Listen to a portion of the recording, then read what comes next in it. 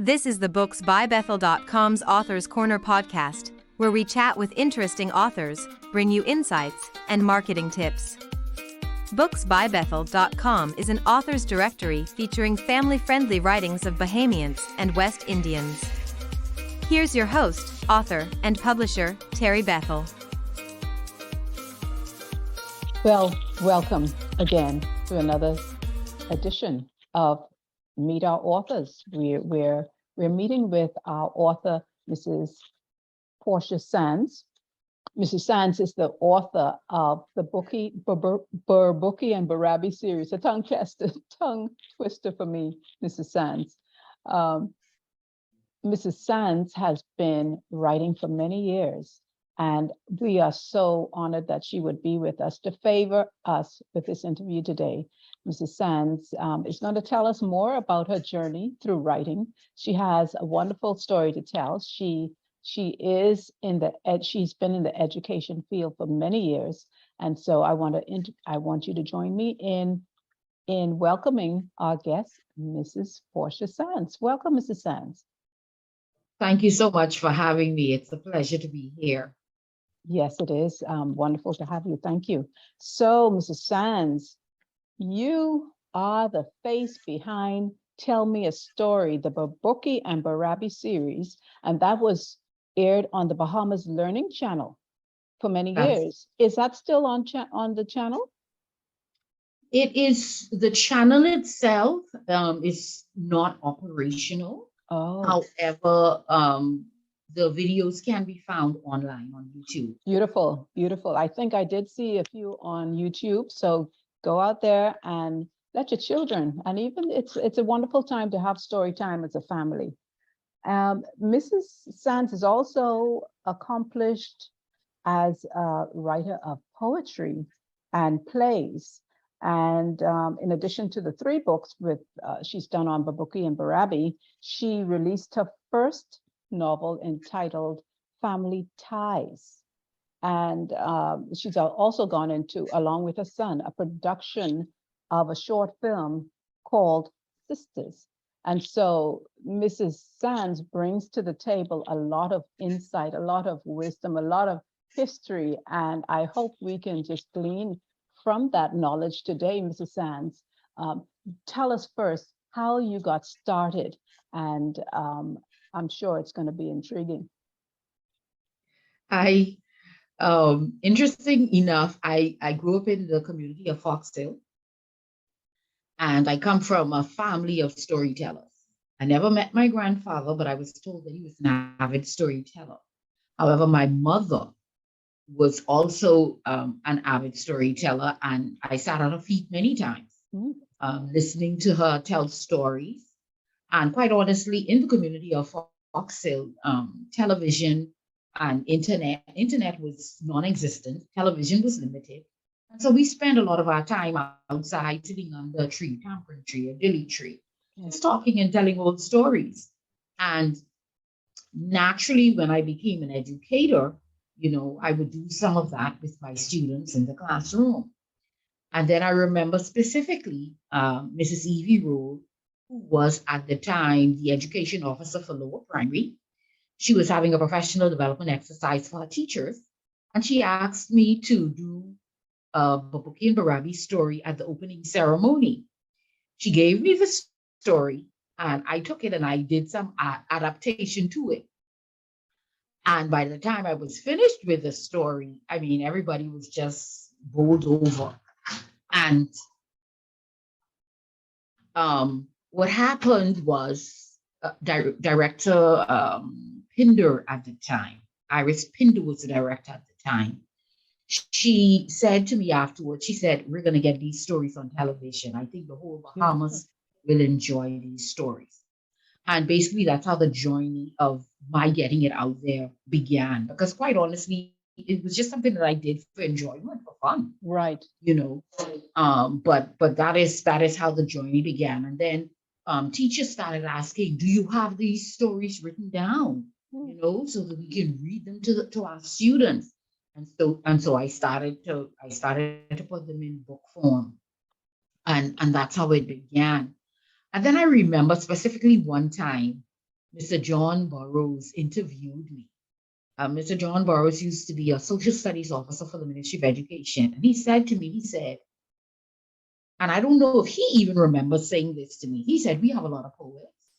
We have a lot of persons writing short stories. He said, but we're limited with novelists. Have you ever thought about writing a novel? And that stayed with me. And so I said, you know what? I'm going to challenge myself to write a novel. And I did. It came out beautifully. I'm very pleased with that first effort. I mean, it's not perfect because as a writer, every time you look at it, you see, okay, I could have done this differently, or I could have done something else differently. But for a first effort, I'm very pleased with it. And then morphing to the script and screenwriting, we always wrote productions for church, Christmas productions, Easter productions. That's what we did for years. And one year I said to my son, I said, you know what? Why don't you write the production this year? He was reluctant. Then he said, okay. And he did the Christmas production. It was really good. Everybody enjoyed it. And so I said to him, I'm gonna retire myself from the church productions and I'm gonna let you take over. And I said, do an Easter one. He wrote the Easter one. And as they began to rehearse, the pandemic hit. And so we put it down for a year. That was 2020. In 2021, I said to him, I said, why don't we start again and try the Easter production again? He was like, no, I'm not really interested. And I said, what if we do it in a short film? That really got his attention. He said, oh, yes, let's do that. And we thought it was favorable to do it as a film because we could do multiple showings. We didn't have to have persons in the church at full capacity. And so, that was the plan. We just used the young people in the church. Oh, my goodness. It was so awesome. Yes. Everybody was just blown away by the effort. And we treated the young people special. We had a premiere night. What? Yes, with it was a red carpet event with the paparazzi and the limousine. It was really nice. The parents were there. We had food. It was really fun for the kids. And then we had multiple showings at church, and every showing was filled to capacity. Every showing. I think to do something like that really inspires the children and the adults who are around, and it gives them a vision for where they could go if they never thought of it before. I mean, we think of people like Whitney Houston, who was discovered in the church as well, or who developed in the church. So many people we can go down the list and say they were inspired, or they had their roots in the church, and that's where they developed and blossomed, and we're seeing the fruit of that now. I think it's fantastic that you have been involved in so many of those various aspects. Now, to your book, how was your experience producing your books? How did you go about that process? How would you guide others who are looking to do the same thing right now? Okay, with my Boboki and Barabi books, those were self-published. Okay. Basically, I did everything myself. I found Bahamian artist who did the illustrations. I had a friend help me with the layout, and we printed them here on demand. Okay. Did everything ourselves. However, when it came to my novel, Family Ties, I went through a self-publishing company, Page Turner, and actually that was the second self-publishing company. I had started with another company, and then I switched over to Page Turner. It was not the best experience, and knowing what I know now, I would have done a whole lot of things differently.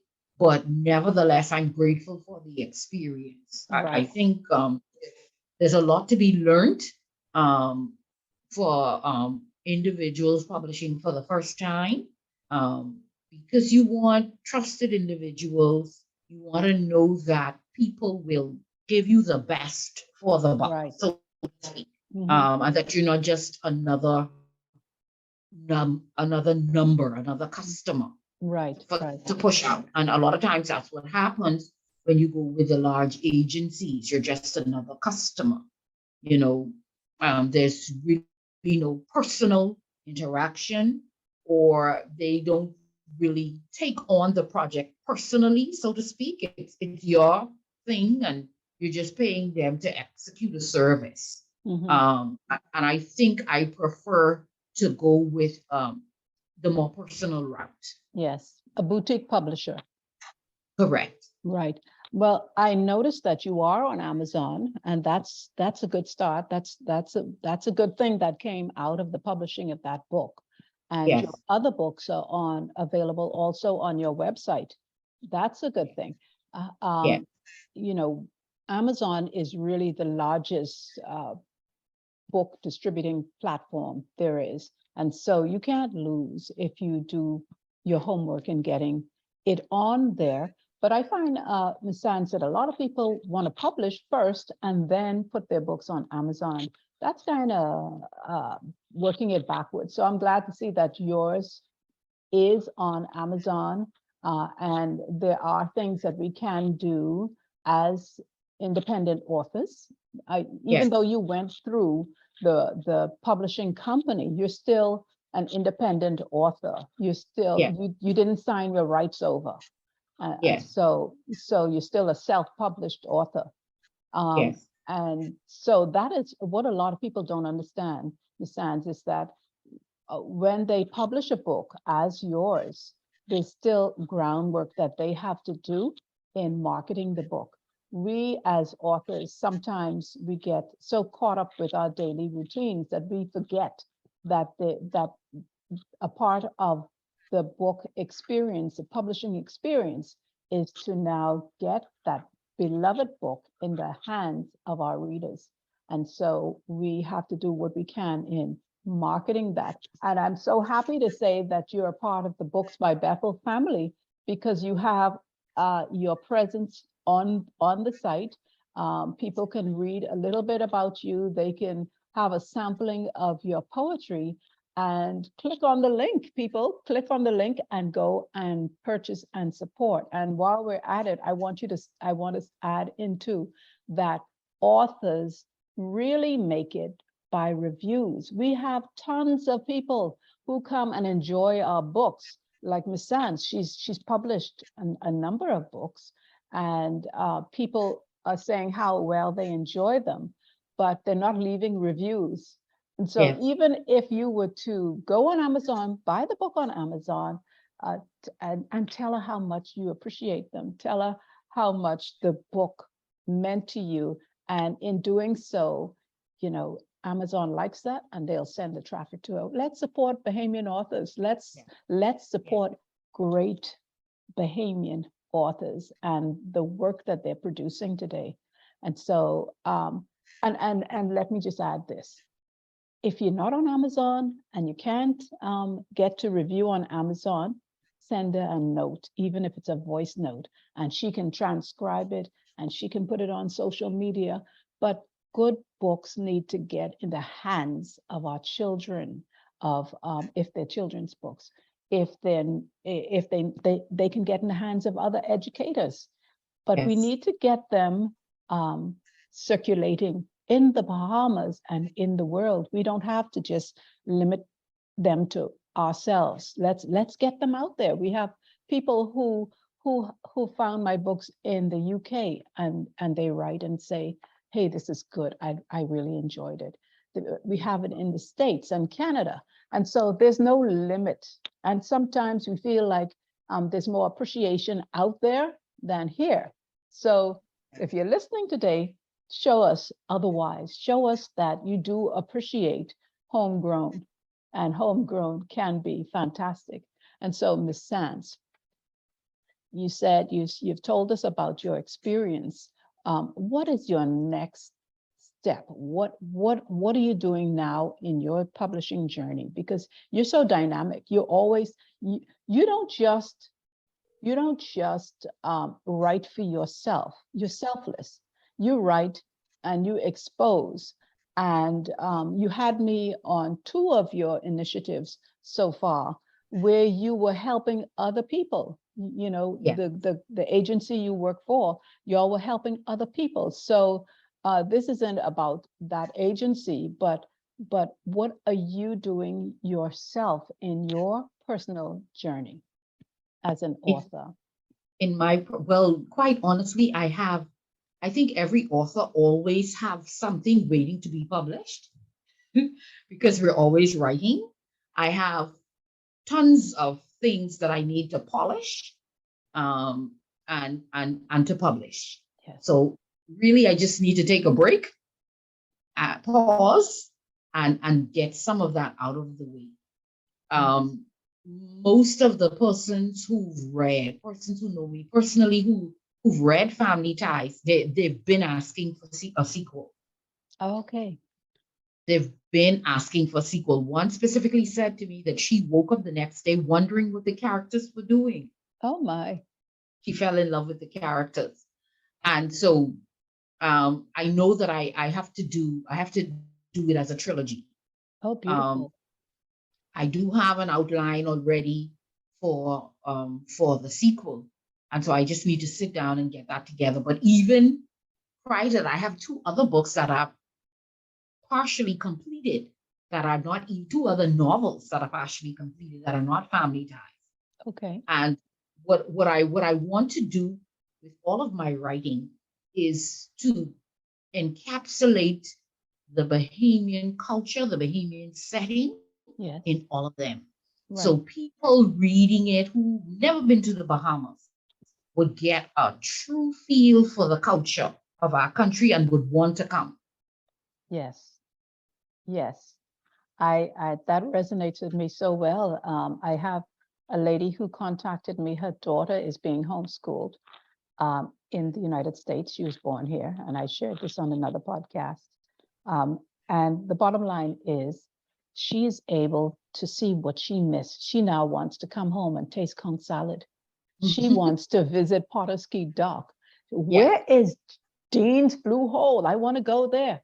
What about the Abaco Cave? She is so enthralled as a 12, 13-year-old child reading our Bahamian books. How many other kids are out there? How many kids do we have here in the Bahamas who have not been to our other islands to experience what we have? And it's so much beauty out there, you know. And I think that as authors, as writers, as poets, that we can bring them in and cause their little minds to expand and want to travel, want to do this, want to be a storyteller, want to express themselves in writing. They might become journalists, newscasters, broadcasters, filmmakers. I mean, there's no limit to what they can do. And I see also that you are a member of the juvenile panel. That's a heavy place to also share your influence. That is correct. You know, with your writing. A lot of the young people, they're not inherently bad, so to speak. They find themselves in problems because possibly peer pressure. In many cases, some of them are acting out because of other emotional or personal issues. And so sitting on juvenile panel gives you an opportunity to impart and to speak wisdom to the young people and to motivate and to encourage, you know, because these young persons, they're going to become the adults of the Bahamas. And so we want them to be productive adults. We don't want them to end up in the prisons after their tenure at the schools, the center. And so to me, it is a ministry because you get to touch them, you get to reach them, you get to speak to their spirit. And anytime I go to sit on panel, I pray before I go and I ask the Lord to give me wisdom, to speak wisdom and to speak life into the young people that I would encounter. And even not only them, the parents, because a lot of times the children are acting out because there are issues at home with the parents. And so you don't only have an opportunity to impact the young people, you have an opportunity to impact the parents as well. Yes, absolutely. Your family could experience some improvement. Yes. I can't help to see that also that you are an avid traveler and a fabulous cook. Now, you talk in my language when you're talking about cooking.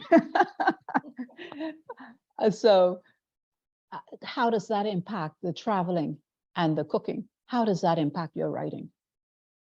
One of the things I say to people, some people say, I don't like to travel. I don't like long flights. I don't like sitting in the airports. But guess what? I like to people watch. Yes. People watch helps me to build my characterization. Yes. So I'd sit in the airport and I'll just watch individuals and based on their appearance, their speech, what they eat, what they do, how they act, I try to create a storyline or a life for that individual. I say, okay, this appears to be a businessman.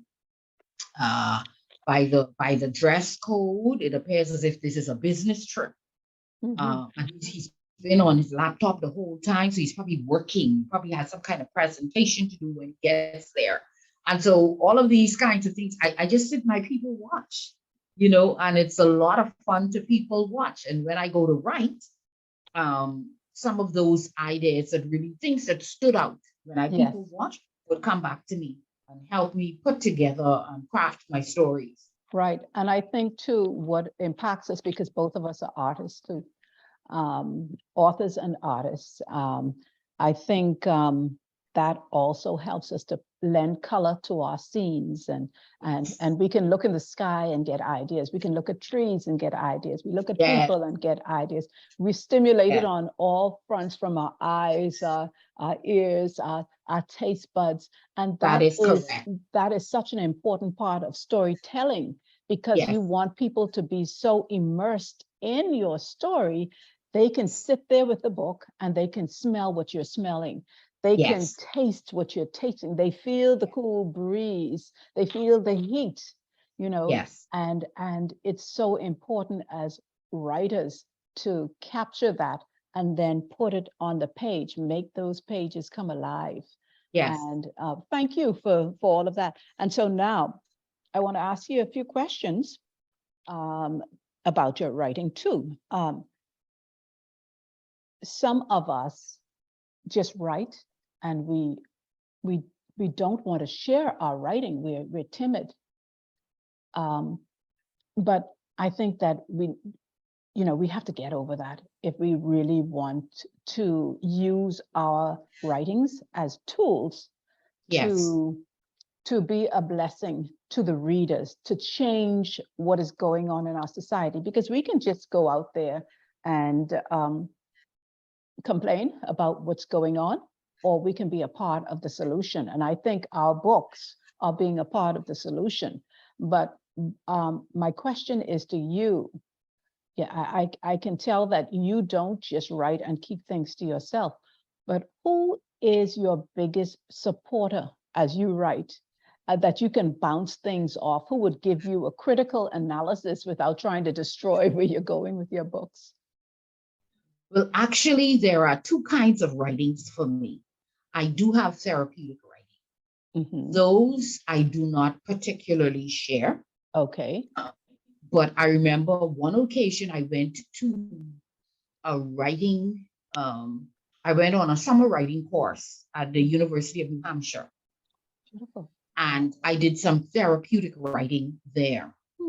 I had somebody very close to me who had passed years before, and I never wrote, I never cried. And I realized that I never grieved properly. So while I was there, I wrote about it. I see. And I remember that morning, the following morning, in the session, they said, okay, you have to share something that you wrote. And I was like, "Ew, this is therapeutic. I don't know if I want to share this." But I did. And when I did, I didn't even realize that they were passing tissue around the room. Wow, wow. Everybody in the room was crying. Oh my.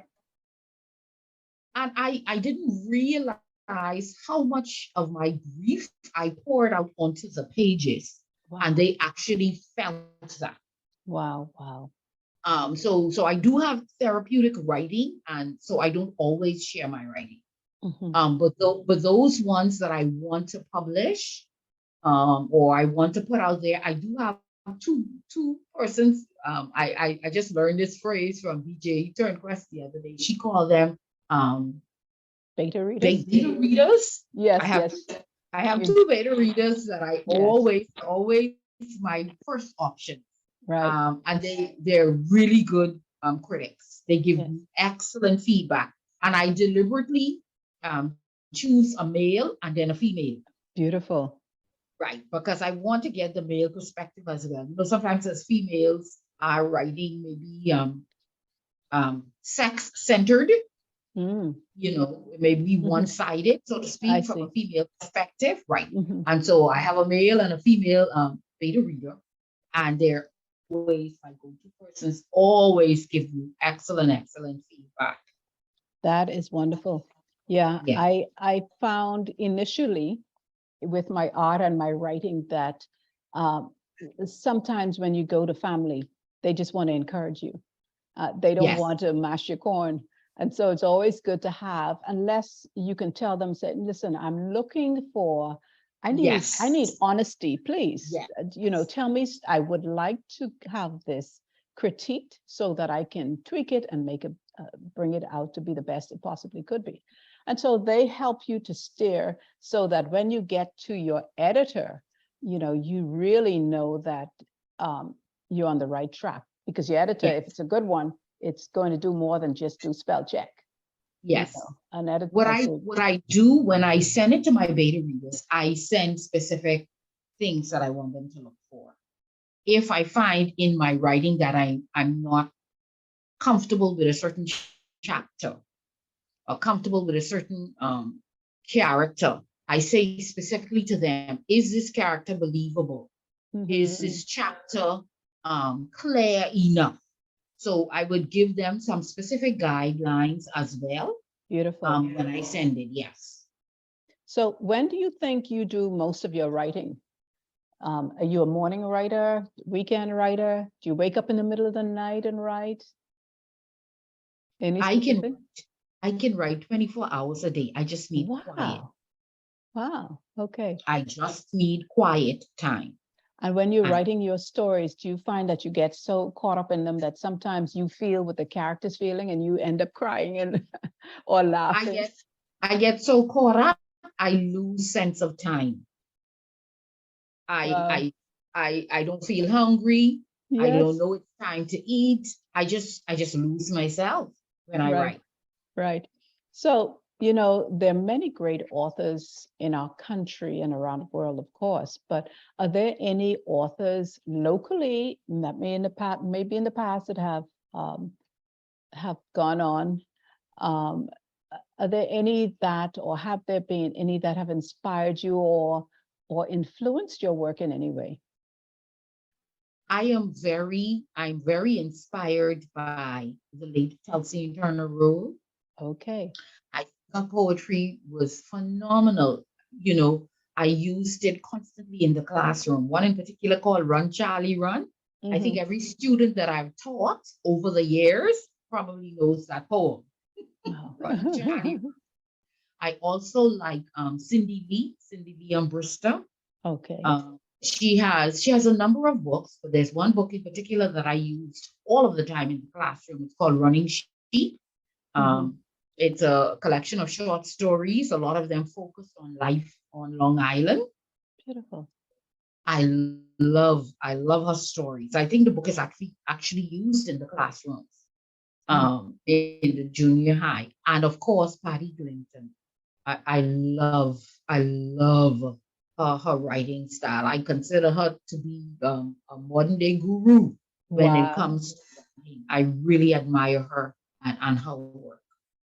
Okay, so now what is your preference? Do you prefer the paperback, hardback, or do you prefer to listen to audiobooks, or are you good with just having a download of an ebook?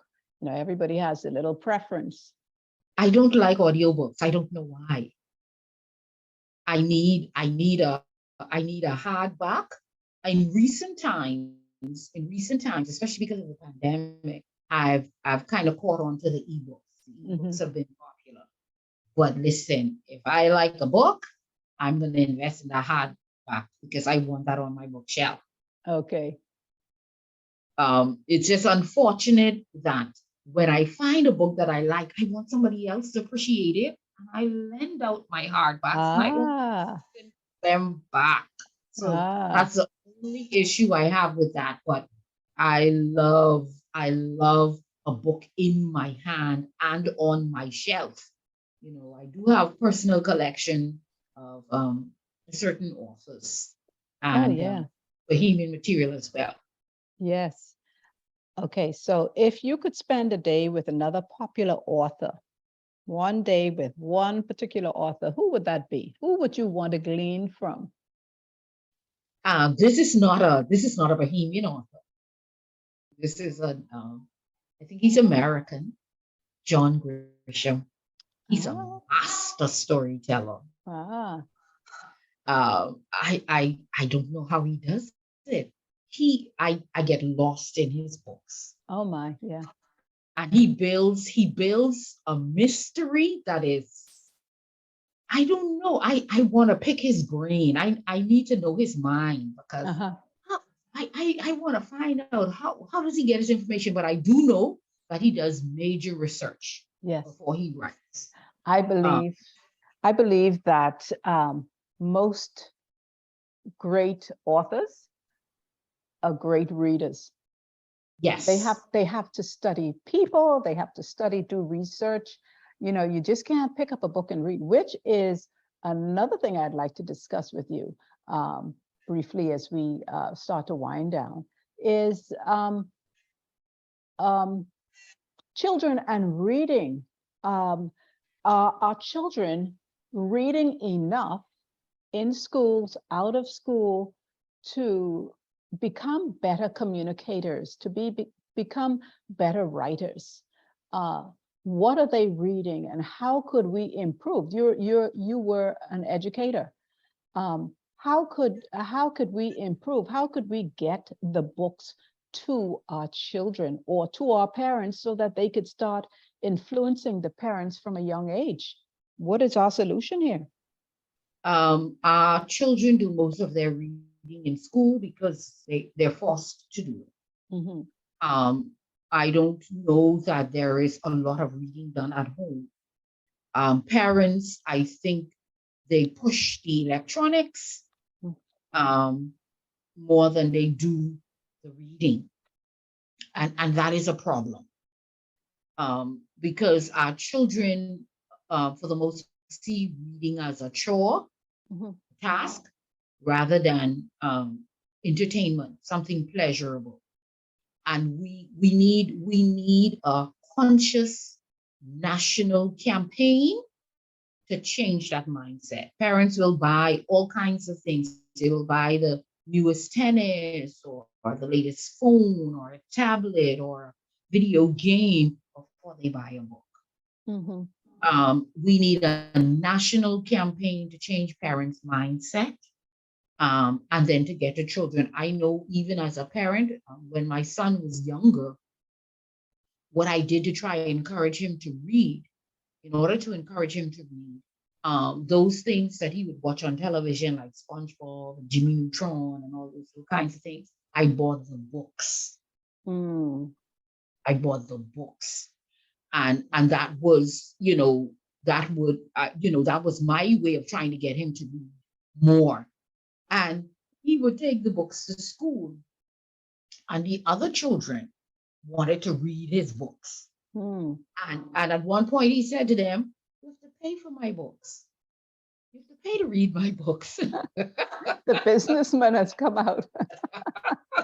I saw the boy coming home with more money than he went to school with. Oh my goodness.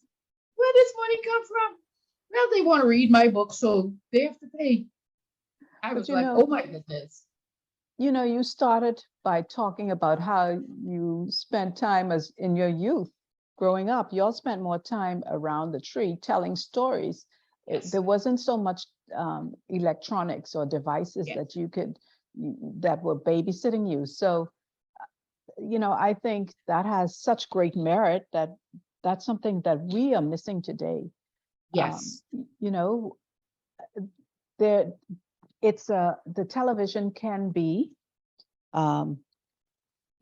it is a good thing. It's a good device. It's a good tool if used correctly, but it should be stimulating and encouraging us to develop ourselves in other areas, because there's nothing like running in the yard.